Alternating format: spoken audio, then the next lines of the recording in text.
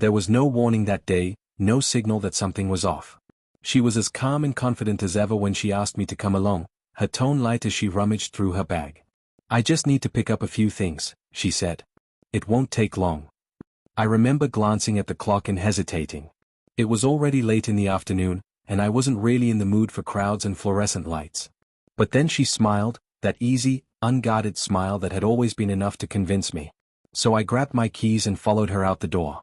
The drive to the mall was quiet, just the faint hum of the radio filling the space between us. I asked a few casual questions, what she needed to buy, if she had a specific store in mind, and she answered in the same breezy way. "Just a couple of things for the house," she said. "Some new towels, maybe a blender." It wasn't like her to be vague. Normally, she had a plan, a list, even, for any shopping trip. But I didn't think much of it at the time. Maybe she'd had a busy day and hadn't made her usual meticulous preparations. Or maybe she just wanted to keep it simple. Either way, I let it go. When we got to the mall, she led the way, walking with purpose through the sliding glass doors. I trailed a step behind, watching as she glanced at the store directory, then headed toward the department store. "I'll just grab what I need here," she said, flashing a quick smile over her shoulder. "Sure," I said. "I'll wander around and meet you back at the entrance." She nodded, already moving toward the escalators. I watched her go for a moment, then turned toward the electronics section. I didn't have anything in particular to look for, but I figured I'd pass the time browsing new gadgets and maybe checking out the sale racks. I didn't think twice about leaving her on her own. Why would I? We'd done this plenty of times before. About 20 minutes later, I made my way back to our meeting spot. She was waiting there, holding a couple of shopping bags. "That was quick," I said. "Yeah, they had everything I needed right away," she replied, her tone cheerful. "Ready to go?" "Sure," I said, and we started toward the parking lot. As we walked, I glanced at the bag she was carrying. I saw a glimpse of something sleek and metallic, definitely not a blender, and a branded box I didn't recognize. "What did you end up getting?" "Just a few essentials," she said quickly. "I'll show you when we get home." That was the first moment I felt a flicker of unease. It was so unlike her to be vague about purchases. Usually, she'd be excited to show off what she'd found, to talk about how she'd chosen the perfect items after carefully weighing her options. But this time, she seemed rushed. Like she didn't want to linger on the subject. I tried to push the thought aside. It wasn't worth making a big deal out of something so small. She'd been in a good mood, and we'd had a nice, easy trip to the mall. I didn't want to spoil that by reading too much into her tone or her choice of words. We drove home in near silence, the radio filling the void between our brief exchanges. I asked if she needed help carrying anything in, and she shook her head. "I've got it," she said, smiling. "You relax." But as I watched her walk toward the house, the shopping bag swinging gently at her sides, I couldn't help feeling that something was out of place. It wasn't just the vague answers or the unusual purchases. It was the way she seemed almost relieved to have the bags in her hands, as if she were carrying something more than just a few items from the department store. I didn't press her about it that night. I told myself it was nothing, that I was just overthinking a perfectly normal trip to the mall. But that flicker of unease lingered, quietly building into something I couldn't ignore. And as the days passed, I found myself returning to that moment again and again, wondering what exactly she'd brought home, and why she seemed so eager to keep it to herself. A few days later, the mall trip was still on my mind. I tried to shake it off, but that uneasy feeling kept creeping back. It wasn't like me to obsess over small things. Normally, I was the easygoing one, quick to laugh off concerns, always willing to give the benefit of the doubt. But this time, I couldn't let it go. She hadn't mentioned her purchases since that day. No casual remarks about how well the new towels absorbed water, no jokes about blending everything in sight. It was as if the trip had never happened.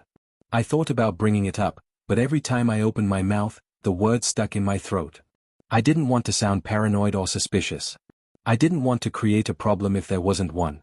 But then, one quiet evening, I noticed the bags sitting in the corner of our bedroom, still sealed.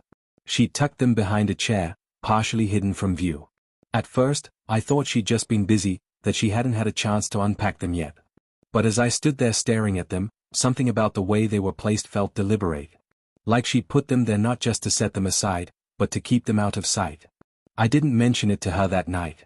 Instead, I waited until she was out running errands and took a closer look. It felt wrong, like I was crossing a line, but my curiosity got the better of me. I opened one bag and found a sleek designer purse, definitely not something she'd mentioned needing. In another bag, there were several small boxes, the kind you'd expect to find high-end jewelry or watches inside. I recognized the brand name from ads I'd seen in glossy magazines, the kind of store we never shopped at. A cold weight settled in my chest. These weren't just impulse buys. They weren't the kind of few essentials she'd brushed off with a smile. These were extravagant, expensive items, things she'd never usually splurge on without a long conversation beforehand. That's when I noticed the receipts. They were still tucked into the bottom of one bag. I hesitated, but eventually unfolded one, my eyes scanning the fine print. The total was staggering, far more than I'd expected. But it wasn't the amount that stopped me in my tracks. It was the name on the card used to make the purchase. Not her name. Not mine. A name I didn't recognize at all. My mind raced. It didn't make sense. Why would she use someone else's card? Had she borrowed it from a friend? Had it been a mistake? A mix-up at the register? But if that were the case, why hadn't she mentioned it? Why hadn't she said, "Oh, something weird happened at the store," or, "I used so-and-so's card, but I'll pay them back"? I put the receipts back in the bag and closed everything up exactly as I'd found it. When she came home that evening, I watched her carefully, trying to read her expression, her body language. But she was the same as always, calm, cheerful, talking about her day as if nothing was out of the ordinary. I didn't know whether to confront her or keep waiting for her to bring it up on her own. Part of me wanted to blurt out what I'd found, to demand an explanation. But another part of me was afraid of what she might say. Over the next few days, I found myself withdrawing. Not in an obvious way, she didn't seem to notice, but I stopped asking as many questions, stopped trying to start conversations. I felt like I was tiptoeing around her, waiting for the right moment to bring it up. But the longer I waited, the more I doubted myself. What if I was making something out of nothing? What if there was a perfectly reasonable explanation that I just couldn't see? And yet, that name on the receipt stayed with me. I kept turning it over in my mind, trying to connect it to someone we knew. But no matter how many times I replayed it, I came up blank. It was like a puzzle piece that didn't fit, no matter how I turned it. I knew I couldn't keep this to myself forever. I knew I needed answers. But the thought of confronting her, of forcing the truth into the open, made my stomach churn. I wasn't ready yet. I needed more time to think, more time to prepare for whatever came next. So I waited. I waited and watched, hoping that she would say something, that she would give me some hint of what was really going on. But she didn't. And as the days turned into weeks, I realized that the only way forward was to ask. I couldn't keep pretending that everything was fine. I had to find the courage to speak up, to put my doubts into words, even if I wasn't sure I wanted to hear the answers. I tried to act like nothing had changed. I smiled when she told me about her day, laughed at her jokes, and kept up with the usual routines. But it felt hollow, like playing a part in a scene I didn't believe in anymore. I caught myself looking at her differently, studying her face for any clue, any flicker of guilt or hesitation. She seemed completely normal, as if the bags in the corner of our room didn't exist, as if the name on the receipt wasn't someone I'd never heard of. I started to wonder if I was the one imagining things, if I was making this all up in my head. But then she started dropping little hints, small, seemingly insignificant comments that made my stomach turn. One evening, as we were cleaning up after dinner, she mentioned that a friend had given her a gift card for the holidays. "It was really generous," she said, loading the dishwasher. "I think they had some points saved up or something." I froze for a moment, my hand gripping the edge of the counter. A gift card. Was that her explanation for the shopping trip? It sounded plausible, but something about the way she said it felt off. Her tone was too casual, too rehearsed. And she didn't say who the friend was, just a friend. It felt like she was planting a story before I could ask any more questions. I didn't press her. Instead, I played along, nodding and saying something about how nice it was of them to do that. But my mind was racing. Was that why she hadn't mentioned the trip before? Had she been waiting for the right moment to introduce this gift card explanation? Or was it something else entirely, an attempt to cover up what I'd already seen? As the days went on, she mentioned the friend again, casually dropping their name into conversations. It was a name I didn't recognize, but she talked about them as if I should know who they were. "Oh, you remember," she'd say, smiling. "I've mentioned them before. They work in marketing. Really nice person." I didn't remember her mentioning anyone by that name before. But I nodded anyway, playing along. I wanted to ask who this person really was, how they fit into her life, why she was only now bringing them up. But I kept my questions to myself, unsure if I was ready to hear the answers. Then one evening, she came home with another shopping bag. She held it up, smiling. Just a few things I picked up after work. I tried to keep my tone light. Another gift card. Yeah, she said, her smile not faltering. I had some credit left over from the last one, so I thought I'd use it up. It sounded so reasonable, so normal. But the knot in my stomach tightened. I couldn't shake the feeling that there was more to the story than she was letting on. I thought about the first trip to the mall, the bags hidden in the corner, the name on the receipt. Something didn't add up. But still, I didn't confront her. I didn't push. Instead, I waited. I told myself I needed more proof, more certainty before I could bring it up. But deep down, I knew that no amount of waiting would make the truth easier to hear. The distance between us was growing, and I wasn't sure if it could be bridged. I couldn't hold it in any longer. The questions had piled up, heavy and sharp, until they became impossible to ignore. The longer I waited, the more strained things felt between us. I knew she could sense it too, the way my words seemed shorter, my smiles more forced. If there was any chance of clearing the air, I had to address it directly. I needed to hear her side of the story, no matter how much it scared me. One evening, after dinner, I sat her down at the kitchen table. She had just finished clearing the plates, and her usual cheerful demeanor had faded slightly. She must have known I was about to say something.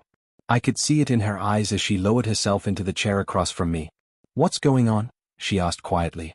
I took a deep breath, gripping the edge of the table. "I need to ask you something, and I want you to be honest." Her expression didn't change, but her posture stiffened. "Okay," she said, her voice even. "The trip to the mall," I began, my voice steady but firm. "I've been thinking about it a lot." She tilted her head slightly, as if trying to recall something that should have been forgettable. "What about it?" "The purchases you made," I said. "They weren't just towels or a blender." For a moment, her face remained neutral. Then she looked down at her hands, clasped tightly on the table. "I told you," she said, "I just picked up a few things for the house." I shook my head. "No. I saw what was in those bags. The designer purse. The jewelry boxes. That's not what you told me you were buying." She lifted her eyes to meet mine, but she didn't say anything. The silence between us stretched, heavy and unbroken. "And the receipts," I continued. "The card used, it wasn't yours." Her face didn't betray much, but I thought I saw a flicker of something, surprise, maybe, or guilt. "You looked through my things?" she asked, her tone measured. "I didn't want to," I admitted. "But you were being so vague, and I felt like you were hiding something. I didn't know what else to do." She leaned back slightly, her hands still clasped. "I wasn't hiding anything," she said, though her voice had lost some of its calm. "I told you I used a gift card from a friend." "But who's this friend?" I asked. "And why didn't you mention them before? Why is it only now that I'm hearing about this generous gift?" She hesitated again, and that hesitation sent another pang of doubt through me. "It's someone I work with," she said finally. "A colleague. They had a lot of points saved up and offered to let me use some of them. I didn't think it was a big deal." "You didn't think it was a big deal," I repeated, my voice flat.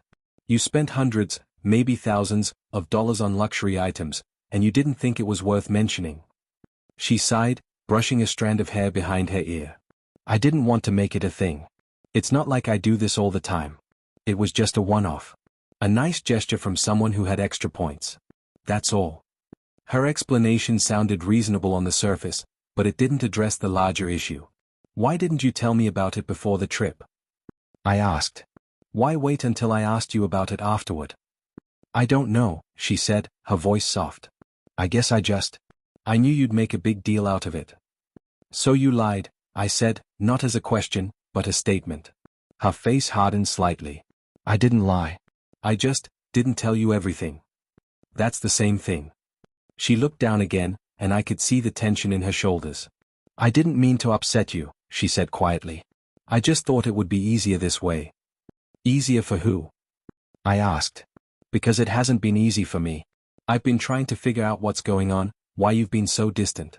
Why you didn't trust me enough to tell me the truth." Her head snapped up. "It's not about trust. It was just a stupid shopping trip. I didn't think it was going to turn into this interrogation." I leaned forward, my hands on the table. It's not just about the shopping. It's about how you've been acting since then. You've been distracted, you've been vague, and now I find out you're using someone else's card. Gift card, she interjected. Someone else's card, I repeated, ignoring the interruption, without telling me. Do you really expect me to just sit back and accept that? Her jaw tightened. You're blowing this way out of proportion. Maybe I am, I admitted. But can you really blame me? You've been keeping things from me. How am I supposed to feel? For the first time, her eyes softened. I didn't mean for it to come across that way, she said. I didn't think it would matter. It wasn't a secret. I just didn't want to make a big deal out of it. But it is a big deal, I said quietly. At least, it is to me. I just want to understand why you felt the need to hide it. She didn't respond right away. Instead, she let out a long breath and rubbed her temple. I guess I just didn't want to deal with the questions, she said. I thought it would be easier to just not mention it. I nodded slowly, though her words didn't fully satisfy me. Okay, I said. But from now on, I need you to be honest with me. If something comes up, just tell me. No more half-truths. No more hiding things. Can you do that? She hesitated for a moment, then nodded. Yeah. I can do that. We sat there in silence for a while, the air between us still heavy. I wanted to believe her, to accept her explanation and move on. But deep down, I couldn't shake the feeling that this wasn't the whole story. Still, I told myself it was enough for now. I'd given her the chance to explain, and she'd said she would be honest going forward. Maybe that was the best I could hope for. But even as we got up from the table and went about the rest of our evening, I couldn't stop wondering what she wasn't telling me. And I wasn't sure if I'd ever really find out. For a few days, I told myself to let it go. She'd explained herself, and I'd made my feelings clear. It seemed like we'd come to some kind of understanding, at least, that's what I wanted to believe. But even as I tried to move on, something still felt off. It wasn't just the shopping trip or the vague answers, it was the growing distance between us, the subtle shifts in her behavior that I couldn't ignore. I started to realize that this wasn't just about trust, it was about communication, about whether we were still on the same page. She was more careful now, making an effort to include me in her plans. She'd mention her day in more detail, tell me about a project at work or a lunch with a friend. It should have felt reassuring, but instead it felt forced. Like she was trying too hard to prove that everything was fine. I appreciated the effort, but I couldn't shake the feeling that there was more beneath the surface. One evening, we were watching TV, a show we both used to love. Normally, we'd laugh together, sharing commentary on the characters or the plot twists. But this time, the silence between us felt heavier than the noise on the screen. I glanced at her, noticing how she was scrolling on her phone instead of watching. "What's so interesting?" I asked casually. "Just an email," she said quickly, locking her screen. "Nothing important." Her response was immediate, her tone light. But her hands were tense, her fingers gripping the phone a little too tightly before setting it down on the coffee table. I turned back to the TV, pretending not to notice, but my mind was already spinning. Why the sudden rush to lock her phone? Why the faint trace of nerves in her voice? I tried to focus on the show, but I couldn't. I found myself staring at the coffee table, at the spot where her phone rested. I thought about the shopping bags, the name on the receipt, the way she'd brushed off my questions before. I wanted to believe her explanation, but moments like this made it hard to accept. Later that night, as we got ready for bed, I decided to ask again. Not about the phone or the email, but about us. "Hey," I said, trying to keep my voice steady. "Are we okay?" She looked at me, her expression a mix of surprise and concern. "Of course we are," she said. "Why do you ask?" "I don't know," I admitted. "Things just feel different lately. Like there's something you're not telling me." Her face softened, and she reached for my hand. "I promise, everything's fine. I know things have been a little weird since that shopping trip, but I meant what I said before. I'll be honest with you from now on." Her words were comforting, but the lingering doubt in my chest didn't disappear. I nodded, squeezing her hand. "I just want us to be on the same page," I said. "That's all." "We are," she said firmly. "I'll make sure you feel that way, okay?" "Okay," I said, even though I wasn't sure I believed it. The next few days were uneventful. She seemed more relaxed, and I tried to match her mood. I told myself to stop looking for problems where there might not be any. But my mind kept returning to that moment on the couch, the quick lock of her phone, the tension in her hands. I didn't want to be the kind of person who snooped or pried, but the curiosity, and the fear, were impossible to ignore. One night, after she had gone to bed, I found myself sitting alone in the living room, staring at my own phone. I thought about all the times I'd trusted her without question, all the times I'd taken her at her word. It wasn't that I didn't want to trust her now, it was that the signs didn't match the story. If there was really nothing going on, why did she seem so on edge? Why did she feel the need to lock her phone so quickly, to avoid certain topics? I knew I needed to address it again. Not in an accusatory way, but calmly, directly. I had to be honest about how I was feeling, even if it meant risking another uncomfortable conversation. As much as I hated the tension between us, I hated the uncertainty even more. If there was still something she wasn't telling me, I needed to know, no matter how hard it was to hear. A few nights later, I decided it was time to lay everything on the table. I couldn't keep going like this, caught between doubt and denial. It wasn't fair to either of us. If we were going to move forward, we had to confront whatever was standing between us. She was sitting at the kitchen table when I joined her. A cup of tea steamed in front of her, and she was scrolling through her phone, looking unusually serene. I hesitated, not wanting to shatter the calm, but I knew I couldn't wait any longer. "Hey," I said, my voice steady. "Can we talk?" She looked up, her brow furrowing slightly. "Sure. What's on your mind?" I pulled out a chair and sat down across from her. "I've been holding on to something for a while, and I think we need to clear the air." Her expression didn't change, but I could see her posture stiffen ever so slightly. "Okay," she said, setting her phone down. "What is it?"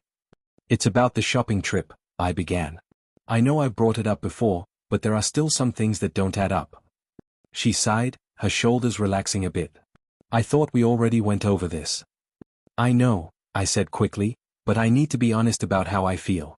I'm still confused about the card you used, and I've noticed things that make me wonder if there's more to the story." Her eyes narrowed slightly, and I could see her weighing her response. "I've told you everything I know," she said carefully. "It was a gift card from a friend. I didn't think it was a big deal." "I get that," I said, trying to keep my tone calm. "But why haven't you mentioned that friend before? Why did it take me asking for you to bring it up?" She looked down at her tea, her fingers tapping lightly against the mug. "I guess I just didn't think it mattered. It's not like I do this all the time." "It's not about how often you do it," I said. "It's about feeling like there's something you're not telling me. I just need to understand. Who is this friend, really?" She paused, the room filled with the quiet hum of the refrigerator. "It's someone from work," she said finally. "We don't talk much outside of work, and I didn't think it was important to mention them before." "Okay," I said, nodding slowly. "But why would they give you a gift card? Was it a holiday gift? Something you won in a raffle?" She hesitated, her gaze darting to the side.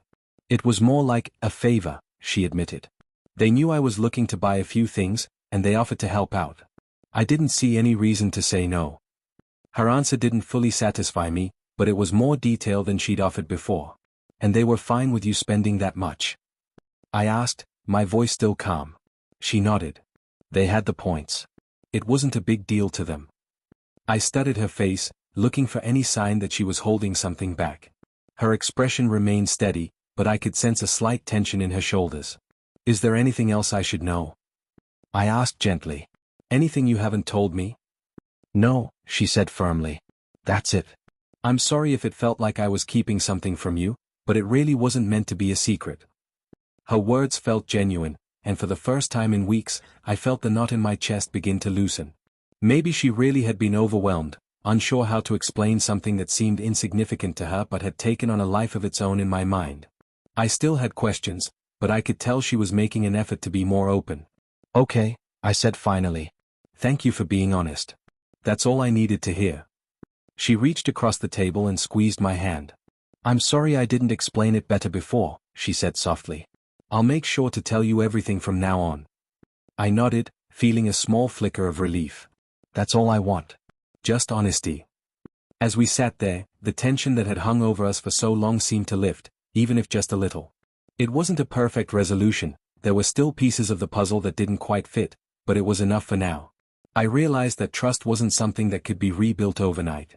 It would take time, patience, and continued honesty from both of us. For the first time in a long time, I felt like we had a chance. A chance to move past this, to rebuild what had been strained, to find our way back to the easy, open connection we once had. And as I sat there, holding her hand across the table, I told myself that maybe, just maybe, this was the start of something better.